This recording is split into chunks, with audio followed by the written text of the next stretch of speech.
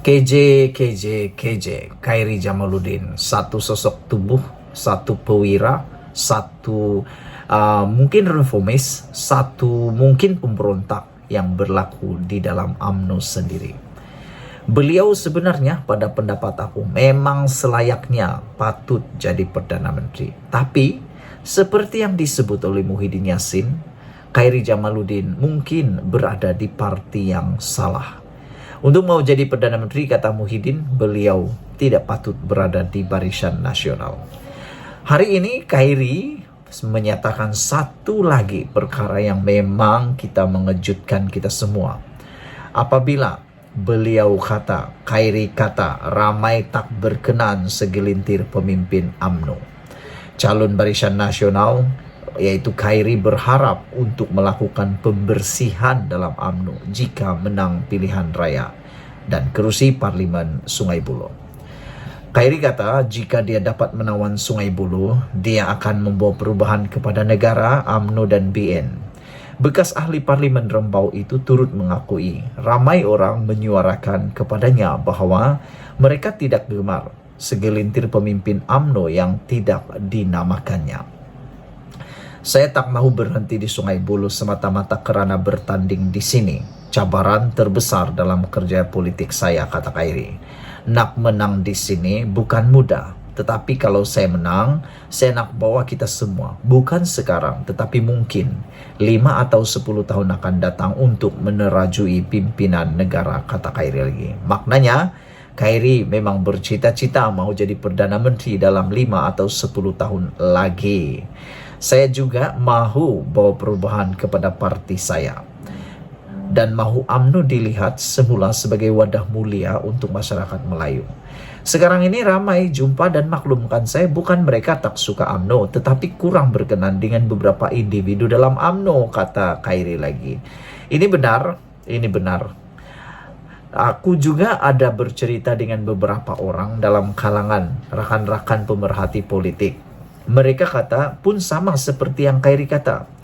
Mereka kata ramai orang sebenarnya masih suka dengan Barisan Nasional, tetapi karena beberapa pribadi, beberapa orang dalam kepimpinan UMNO, itu sebab mereka tak nak menyokong UMNO atau Barisan Nasional. Contohnya, ada rakan-rakan pemerhati politik, mereka kata mereka suka Barisan Nasional, tapi oleh kerana Zahid Hamidi masih lagi presiden di dalam UMNO dan pengurus di Barisan Nasional, mereka terus tidak mau mengundi lagi Barisan Nasional. Kerana mereka kata mereka takut nanti berlaku pula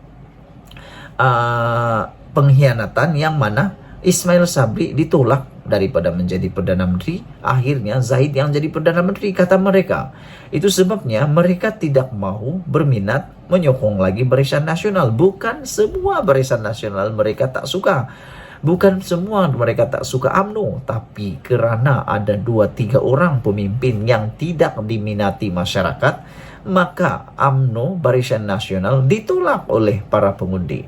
Jadi ada kebenaran seperti yang dikatakan oleh Khairi Jamaluddin ini. Bagaimana dengan Anda? Adakah Anda juga sependapat dengan Khairi atau netizen di luar sana atau pemerhati-pemerhati politik yang lain mengatakan bahwa memang ada beberapa orang yang tidak disukai dalam kalangan pemimpin UMNO itu. Antaranya seperti Zahid Hamidi, ada lagi orang kata seperti Ahmad Maslan, ada lagi mereka kata seperti Tokmat pun ada juga orang kata tak suka, ada juga yang kata tak suka dengan Jamal Yusuf, macam-macam lah.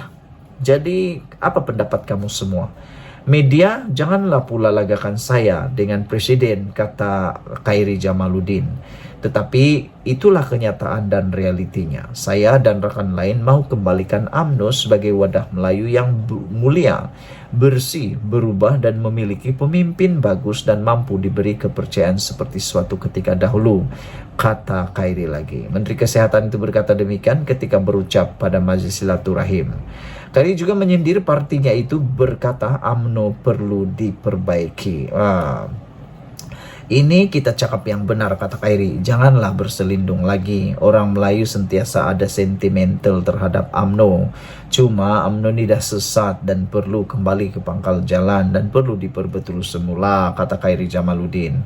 Saya nak menang PRU 15 untuk memastikan Datuk Seri Ismail Sabri Yaakob sebagai Perdana Menteri. Selepas itu kita bersihkan semula UMNO serta bawa keyakinan rakyat, kata Khairi Jamaluddin. Saya ini reformis dalam UMNO. Tak boleh kunci mulut. Sebab itu dihantar ke Sungai Buloh, kata Khairi. Kalau tiada sesiapa berani ketengahkan, sampai bila-bilalah tak akan berubah, kata Khairi lagi.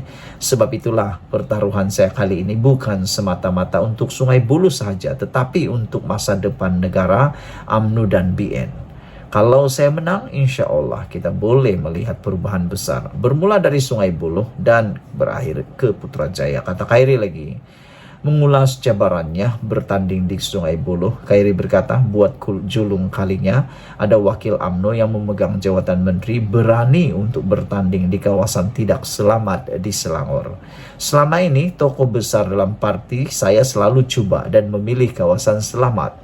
Sebab itu tiada saingan yang hebat di Selangor. Kalau dulu yang menang Tan Sri Noh Omar saja, itu pun di Tanjung Karang.